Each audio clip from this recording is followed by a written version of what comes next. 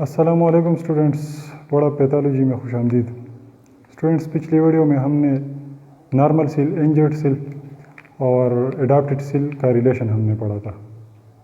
अगर आपसे वो वीडियो मिस हो गई हो और अगर आप देखना चाहते हो तो लिंक डिस्क्रिप्शन बॉक्स में मौजूद है, आप वहाँ से देख सकते हो। स्टूडेंट्स, फर्दर हम आज डिस्कस करेंगे एडाप्टेशन के बारे में, सेलुलर एडाप्टेशन टू स्ट्रेस, कि हमारा जब स्ट्रेस आ जाता है तो हमारी सेल कैसे अपने आप को एडाप्ट करते हैं स्ट्रेस से निकलने के लिए, ताकि स्ट्रेस सेल को नुकसान ना पहुंचाए। तो हमारी सेल अपने आप को कैसे उससे हमारी सेल कैसे मुकाबला करते हैं अपने आप को, उसको स्ट्रेस को कैसे ओवरकम करता है। तो चलिए स्टूडेंट स्टार्ट करते हैं। सबसे पहले स्टूडेंट्स एडाप्टेशन की बात करते हैं कि एडाप्टेशन क्या होती है, फिर हम फर्दर प्रोसीड करेंगे। फ्रेंड्स, एडाप्टेशन जो है, जैसे मैंने पहले बता दिया कि हमारी सेल्स जो नॉर्मल सेल्स है हमारी, ये स्ट्रेस से निकलने के लिए या सेल को इंजरी से बचाने के लिए ये अपने आप को एडाप्ट कर लेता है। इसमें मुख्तलिफ़ किस्म की चेंजेस आ जाती है। इनका साइज़ इंक्रीज़ हो सकता है, इनमें इसकी मेटाबॉलिज्म में चेंजेस आ सकती है, इसका फिनोटाइप चेंज हो सकता है। तो इस तरह की मुख्तलिफ़ चेंजेस ये अपने आप में लाता है ताकि सेल इंजरी होने से बच सके। तो स्टूडेंट्स, इस तरह इसको लिख सकते हैं। लेकिन चेंजेस जो होगी स्टूडेंट्स वो रिवर्सिबल होगी। चेंजेस इस तरह नहीं होगी कि सेल फिर दोबारा से नॉर्मल नहीं होगा, नहीं, बल्कि ये रिवर्सिबल चेंजेस होगी। सिर्फ सेल फिर अपने जो नॉर्मल स्टेट है उसमें दोबारा आ सकता है। तो स्टूडेंट्स, रिवर्सिबल चेंजेस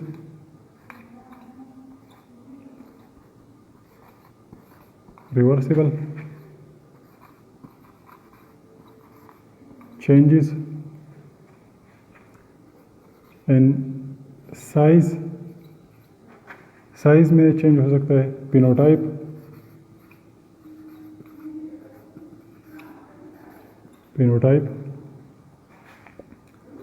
और मेटाबॉलिज्म भी कह सकते हैं। दूसरी चेंजेस भी आ सकते हैं, और मेटाबॉलिज्म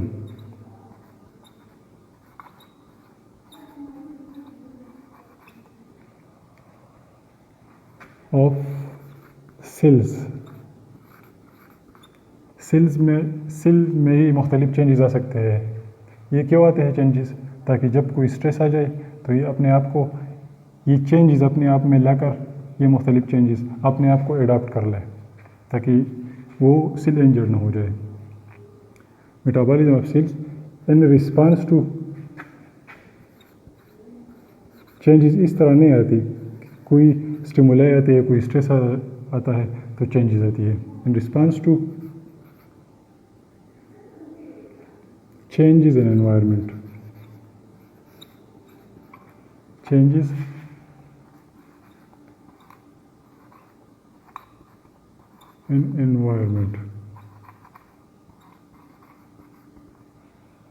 एनवायरनमेंट में चेंजेस आती है। चेंजेस एनवायरनमेंट में किस तरह आती है? तो एनवायरनमेंट से स्ट्रेस आता है, सेल के ऊपर एनवायरनमेंट से कोई प्रेशर आता है तो सेल अपने आप को एडॉप्ट कर लेता है। एडाप्टेशन क्यों होती है स्टूडेंट्स? अगर आपसे कोई पूछे कि एडाप्टेशन क्यों होती है, तो एडाप्टेशन इसलिए होती है ताकि सेल इंजर्ड होने से बच जाए, सेल की इंजरी ना हो जाए। तो हम इस तरह बता सकते हैं, cell escape itself from injury से सेल अपने आप को एस्केप करता है, बचाता है थ्रू एडाप्टेशन।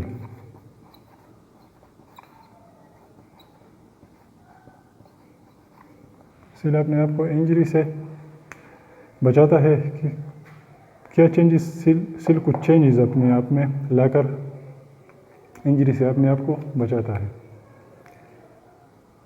तो स्टूडेंट्स, एडाप्टेशन की फर्दर ये दो तरह से एडाप्टेशन हो सकती है। ये फिजियोलॉजिक भी हो सकती है, पैथोलॉजिक भी हो सकती है। तो हम इस तरह बता सकते हैं कि एडाप्टेशन कैन बी फिजियोलॉजिक और pathologic. Adaptation can be physiologic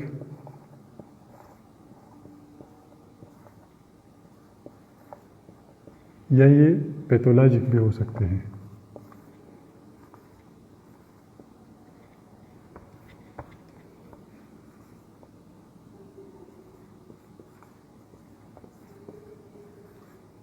pathologic physiologic students normal hormonal stimulation की वजह से होते हैं। हमारी बॉडी में नॉर्मल प्रोसेस है ये, इसके टर्म से अंदाज़ा लगा सकते हैं कि ये नॉर्मली होता है। और पैथोलॉजिक ये स्ट्रेसफुल कंडीशन में होता है। जब स्ट्रेस आ जाए, प्रेशर क्रिएट हो जाए, कोई स्टिमुलाई आ जाए तो ये होता है।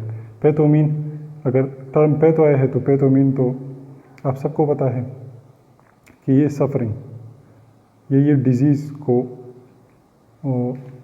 इससे हमें डिज़ीज़ का अंदाज़ा होता है कि ये कोई डिज़ीज़ कंडीशन में होगी। तो पैथोलॉजिक स्ट्रेसफुल कंडीशन में होगा और फिजियोलॉजिक ये नॉर्मल हार्मोनल स्टिमुलेशन में होगा। तो स्टूडेंट्स ये इसको इस तरह लिख सकते हैं कि ये due to normal hormonal stimulation, due to normal hormonal stimulation.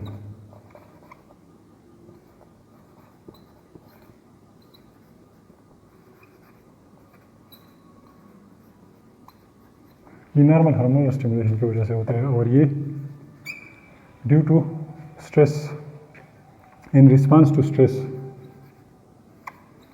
In response to stress. जब स्ट्रेस आ जाता है तो उसकी रिस्पांस में पैथोलॉजिक एडाप्टेशन होती है ताकि वो स्ट्रेस को ओवरकम करे, स्ट्रेस सेल को इंजर्ड ना करे। स्टूडेंट्स इसका एग्जांपल फिजियोलॉजिक का इस तरह हो सकता है कि जब प्रेगनेंसी होती है,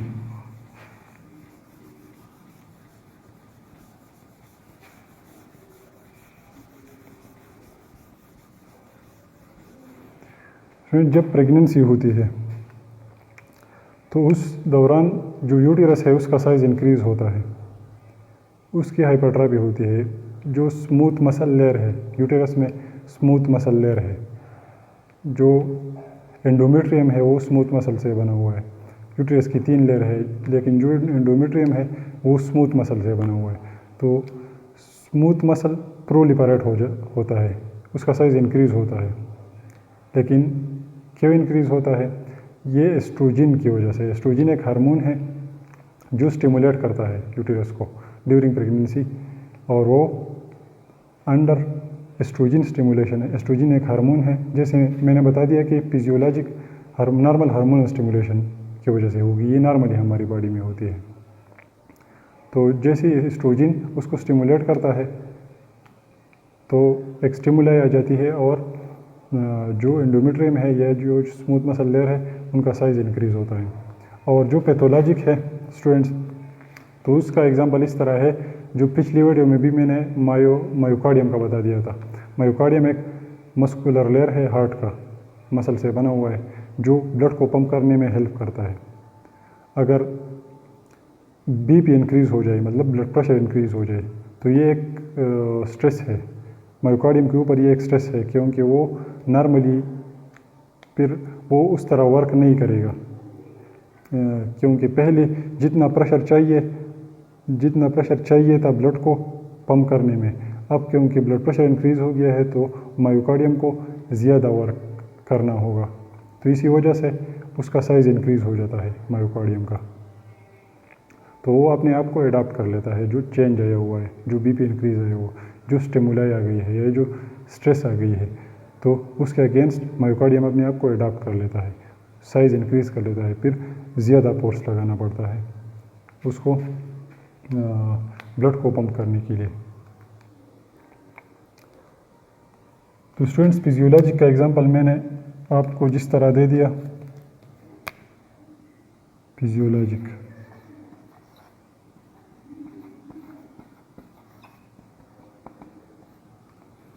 एडाप्टेशन,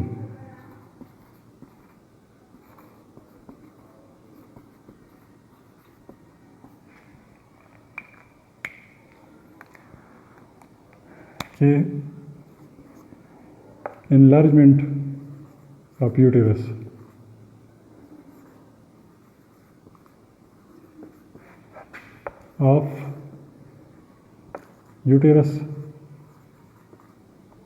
during pregnancy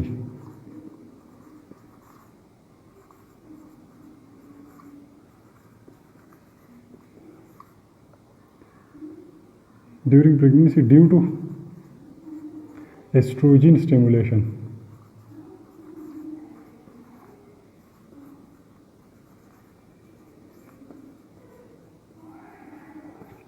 एस्ट्रोजन एक हार्मोन है, ये यूटेरस को स्टिमुलेट करता है ताकि वो इनलार्ज हो जाए। तो ये फिजियोलॉजिक एडाप्टेशन में आ गया। ये दूसरा इसका एग्जांपल हो सकता है स्टूडेंट्स, ड्यूरिंग प्यूबर्टी, जब फीमेल बुलुगत या प्यूबर्टी तक पहुंच जाती है तो उसकी जो ब्रीस्ट है उसका साइज़, उसका जो ब्रीस्ट का जो एपिथेलियल लेयर है, जो ग्लैंडुलर एपिथेलियम है, ग्लैंडुलर एपिथेलियम, उसका साइज़ इंक्रीज होता है ड्यूरिंग प्यूबर्टी और ड्यूरिंग प्रेगनेंसी। तो ये वो भी एक एग्जांपल है इसका। दूसरा था स्टूडेंट्स पैथोलॉजिक, उसका example pathologic adaptation.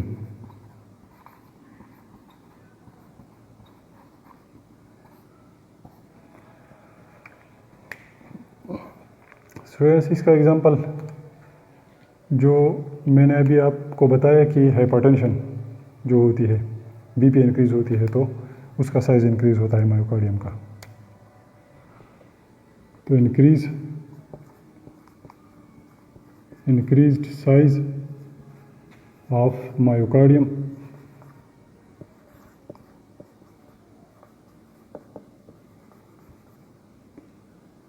During hypertension.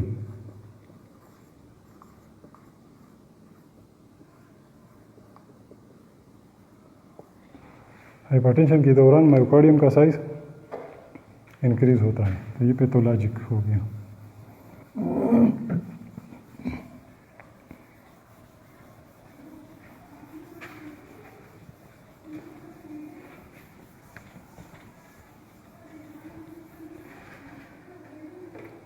Student, adaptation की फर्दर कुछ टाइप्स है। सबसे पहला टाइप है इसका हाइपरट्रॉपी।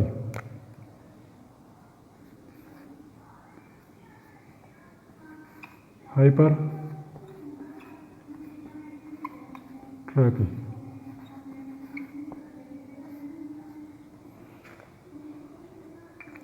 स्टूडेंट्स, हाइपरट्रॉपी में सेल जब कोई स्ट्रेस आती है तो सेल का साइज़ इंक्रीज होता है। जो मैंने अभी हार्ट का एग्जांपल दे दिया, तो इस तरह दूसरे ऑर्गन में भी हो सकते हैं। जब स्ट्रेस आ जाए, प्रेशर आ जाए, तो इसमें एक सेल का साइज़ इंक्रीज हो जाता है, और सेल की साइज़ इंक्रीज होने से फिर अल्टीमेटली ऑर्गन का साइज़ भी इंक्रीज होता है। तो मायोकार्डियम जो एग्जांपल मैंने दे दिया कि ड्यूरिंग हाइपरटेंशन मायोकार्डियम का साइज़ इंक्रीज होता है, तो मायोकार्डियम के साइज़ इंक्रीज होने से फिर हार्ट का साइज़ भी इंक्रीज होता है, अल्टीमेटली हार्ट का साइज़ भी इंक्रीज होता है। तो स्टूडेंट्स, ये हमारे पास, जैसे हमारे पास ये सेल्स है, ये नॉर्मल सेल्स है, ठीक है स्टूडेंट्स, ये नॉर्मल सेल्स है, 1 2 3 4 5 6, ये 6 सेल्स है। इनका नंबर इंक्रीज नहीं होगा, ये आप लोगों ने याद रखनी है। इनका जस्ट साइज हाइपरट्रॉपी ड्यूरिंग हाइपरट्रॉपी इन हाइपरट्रॉपिक कंडीशन इनका जस्ट साइज इंक्रीज होगा। तो अगर कोई स्ट्रेस आ जाए स्टूडेंट्स, स्ट्रेस जैसे मायोकार्डियम का एग्जांपल आप लोगों ने याद रखना है। स्ट्रेस आ जाए मीन अगर ब्लड प्रेशर इंक्रीज हो जाए तो ये एक स्ट्रेस है ना, मायोकार्डियम के ऊपर एक प्रेशर है। स्ट्रेस आ जाए तो इन सेल्स का साइज इंक्रीज हो जाता है।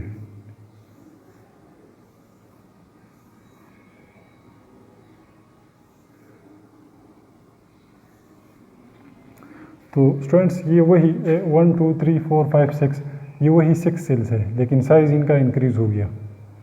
ये नॉर्मल है, नॉर्मल, और ये हाइपरट्रॉपी हो गई है इनकी। ठीक है स्टूडेंट्स, तो इसकी समझ आ गई आपको। तो स्टूडेंट्स इसको इस तरह अभी हम लिख सकते हैं या डिफाइन कर सकते हैं कि increase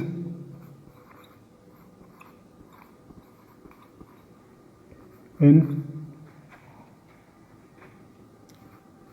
size of cell which results in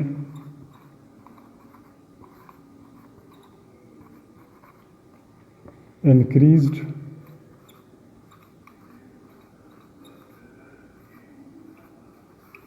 organ size। Cell का साइज इंक्रीज हो जाता है जिसकी वजह से फिर आर्गन का साइज भी इंक्रीज होता है ड्यूरिंग हाइपरट्रॉपिक कंडीशन। इसके फर्दर जो पहले मैंने फिजियोलॉजिक और पैथोलॉजिक का बताया, तो हाइपरट्रॉपी फिजियोलॉजिक भी हो सकती है, फिजियोलॉजिक हाइपरट्रॉपी, और पैथोलॉजिक हाइपरट्रॉपी भी हो सकती है। तो students hypertrophy can be physiologic hypertrophy.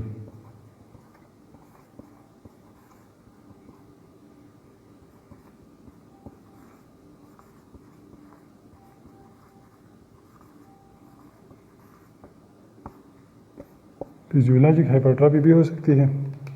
Physiologic हाइपरट्रॉपी वो एग्जांपल दोबारा जो पहले मैंने दे दिया वही एग्जांपल कि जो यूटेरस का साइज़ इंक्रीज़ होता है तो ये नॉर्मली होता है, उनकी हाइपरट्रॉपी होती है, तो वो फिजियोलॉजिक हाइपरट्रॉपी है।